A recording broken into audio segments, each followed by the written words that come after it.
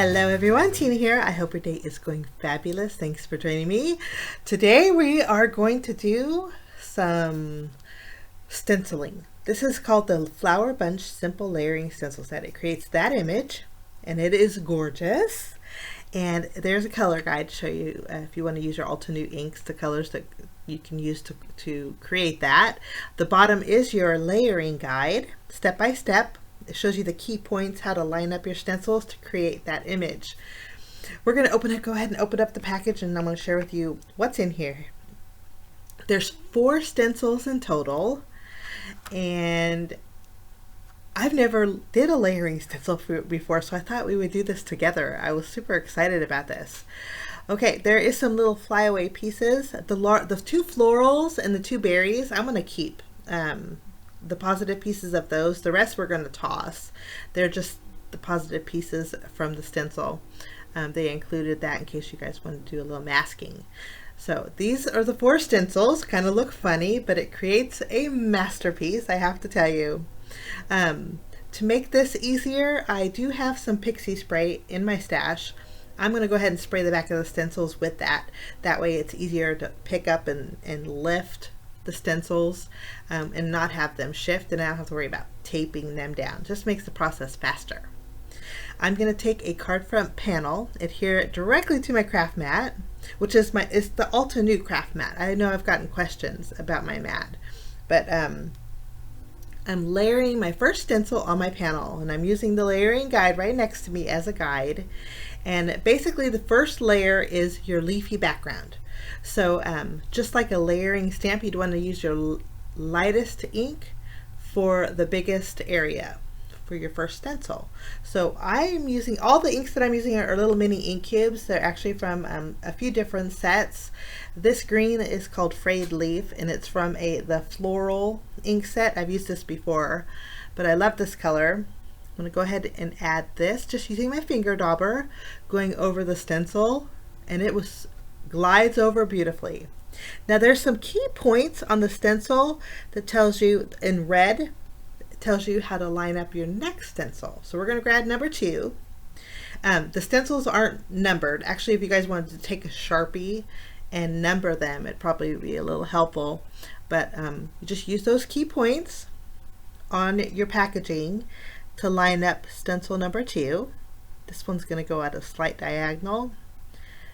And then since we have pixie spray behind it, it's going to tack down beautifully. And I'm going to bring in a slightly darker green ink from that same floral ink set. This is called Forest Glades. We're going to go ahead and use our finger dauber and go over the second layer. It makes it super easy. And you can see all the places where this one goes in. It basically, you're painting with stencils. The outcome is so good. You guys are going to feel like Picasso when you're done. When I saw the outcome of this, I thought, wow, how easy is this? I wanted to do so much more. But this is layer number 2.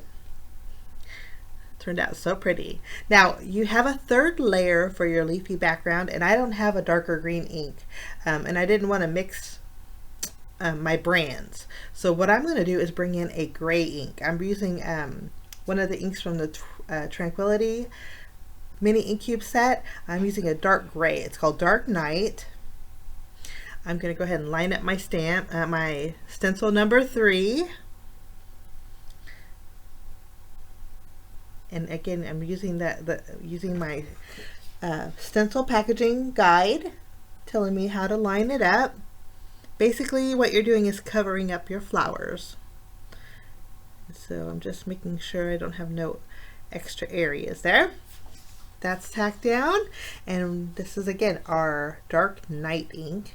And the gray with the green turned out so gorgeous, so pretty. I'm going to add that with my finger dauber. And then when you peel back your stencil, you have this beautiful leafy background that is just stunning. I was like, wow, it's so neat that they could do that with the stencils, figure out how to layer them and everything. And then I thought, you know what, since I have these covering my panel, actually I got some ink on the right side of my panel, guys. That's going to bother me because I'm going to use my entire panel for my card front. You can see that little ink smudge. So you know what we're going to do? It was easy enough. I'm going to go ahead and just redo it. So I added another piece of white cardstock. I'm going to speed it up really fast while I do a brand new panel. But again, frayed leaf. We'll remove the stencil, add our second layer, cover it with forest glades. So easy to line up, guys. This is forest glades. After we have this ink down, we'll clean off our stencil, bring in stencil number 3, line it up, and then we're going to use our dark night ink for our third layer. Now, of course, if you have a darker green ink, this is where you would add it, but the gray works beautifully. So we have a beautiful background with no ink smudge, easy peasy. But I just think that's so gorgeous. I just love the detail in those layers. Okay, now we're going to do the flowers. Flowers are just as easy. You're going to line those up. This is your first layer of flowers. Now it's off the edge, so you might want to bring in some scrap paper or some masking tape and mask off the edges so you don't get that on your background. I'm just going to use some post-it note tape here. But again, since we're doing flowers, we're going to start off with our first layer of flowers, so you're going to use your lightest ink.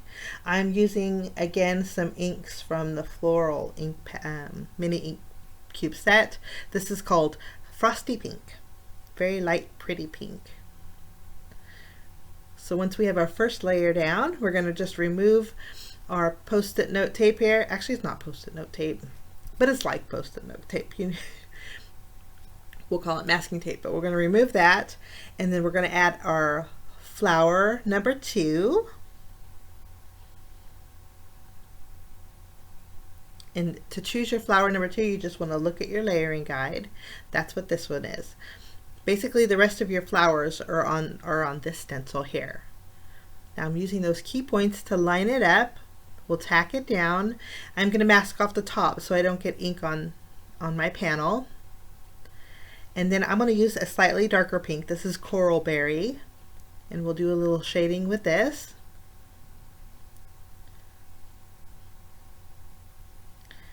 And it covers just lovely.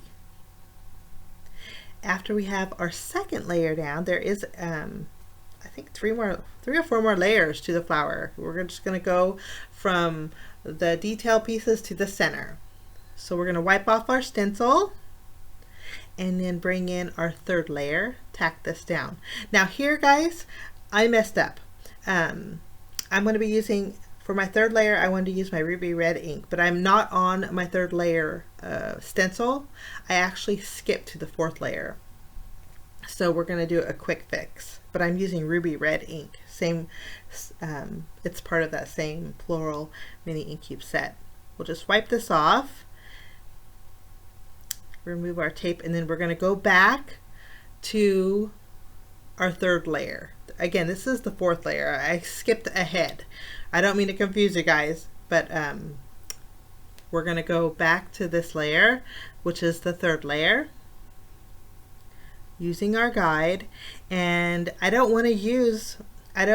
have any more of the pink ink, so this is where we're going to bring in a gray ink. I'm going to use Cloudy Sky gray ink for my 3rd layer.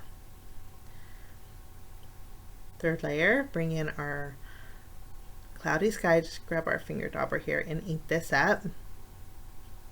Now once we have our 3rd layer down, I'm going to go back to our 4th layer, which we had messed up with, and I'm going to re-ink with that ruby red.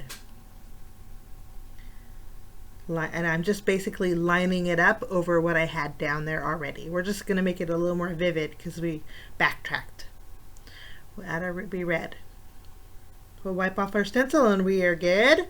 Now we can add the flower centers. Now the flower centers, I thought we would use a dark gray ink. So I'm going to go back with the dark night ink that we used for the shading on our leafy background. We're just going to line this up. This is where if you had a Sharpie, you could circle the 2 and then number it. And I think it would be real helpful. Okay, we're just going to tap the center of these. There's not much to stencil in, but there is your beautiful flowers. Those are all done. Now, there is a little berry. There's two berries, or I'm calling them berries, but you know what? They look like little mini artichokes, actually. There's two layers to that. So I'm going to line up our first layer and use a lighter ink, and I'm going to use some plum inks. My first color is actually from the Sugar Plums ink set.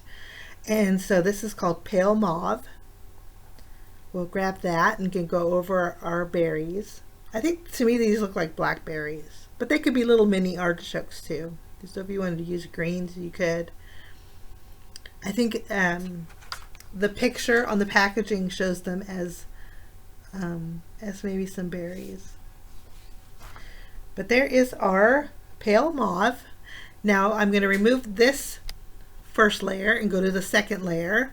We'll line this up, and then I'm going to use a slightly darker color. This is called Grape Agate. Agate. A-G-A-T-E. Grape Agate. I'm going to go ahead and tape this off so I don't get anything on my background, and we'll do our second layer here. And this is just beautiful. And that is it, guys. Those are all the layers for this stencil, this 4-piece stencil set.